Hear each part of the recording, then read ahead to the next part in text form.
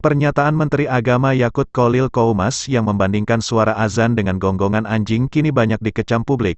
Bahkan kini Yakut akan dipolisikan karena pernyataannya yang diduga sebagai bentuk penistaan agama. Pernyataan ini berawal saat Yakut mengatakan penggunaan pengeras suara di masjid harus diatur agar tercipta hubungan yang lebih harmonis dalam kehidupan antar umat beragama. Yakut pun mengibaratkan gonggongan anjing yang mengganggu hidup bertetangga. Hal itu dia sampaikan di sela-sela kunjungan kerjanya di Pekanbaru Riau Rabu tanggal 23 Februari tahun 2022 lalu pada saat Menteri Agama merespon pertanyaan wartawan saat ditanya mengenai surat edaran Menteri Agama yang mengatur penggunaan toa di masjid dan musola.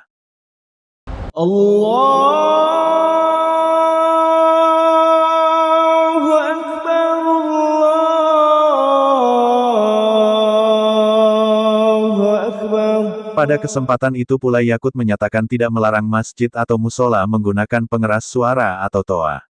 Namun harus diatur agar tidak mengganggu kehidupan umat beragama non-muslim. Yakut menyatakan aturan ini sebagai pedoman untuk meningkatkan manfaat dan mengurangi hal yang tidak bermanfaat. Sebab menurutnya, Indonesia yang mayoritas muslim, hampir di setiap daerah sekitar 100-200 meter terdapat masjid atau musola. Berikut pernyataan lengkap Yakut terkait edaran Menteri Agama soal penggunaan toa di masjid dan musola yang belakangan ini menuai kontroversi. Hampir setiap 100 meter, 200 meter itu ada musola masjid. Ya, bayangkan kalau kemudian dalam waktu yang bersamaan mereka semua menyalakan toanya di atas, kayak apa? Itu bukan lagi syiar, tapi menjadi gangguan buat sekitarnya.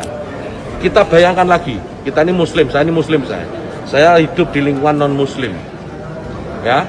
Kemudian rumah ibadah saudara-saudara kita non-muslim itu bunyikan toa sehari 5 kali dengan kenceng-kenceng secara bersamaan, itu rasanya bagaimana?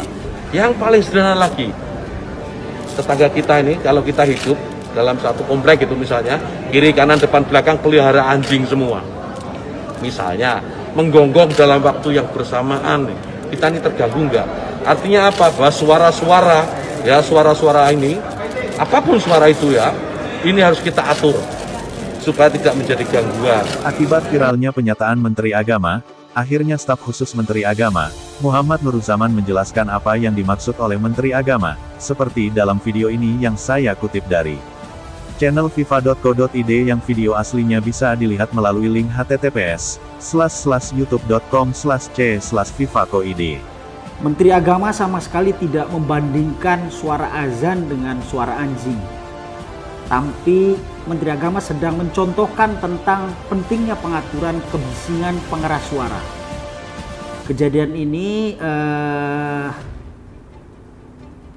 ketika diwawancara oleh wartawan tentang surat edaran nomor 05 tahun 2022 tentang pedoman penggunaan pengeras suara di masjid dan musola dalam kunjungan kerja di Pekanbaru. Kebetulan saya mendampingi beliau kemarin, dan Menteri Agama menjelaskan bahwa dalam hidup di masyarakat yang plural diperlukan toleransi, sehingga perlu pedoman bersama agar kehidupan harmoni tetap terawat dengan baik, termasuk tentang pengaturan kebisingan pengeras suara. Apapun yang bisa membuat tidak nyaman. Dalam penjelasan itu, Gus Menteri memberi contoh sederhana, tidak dalam konteks membandingkan satu dengan lainnya. Makanya beliau menyebut kata misal.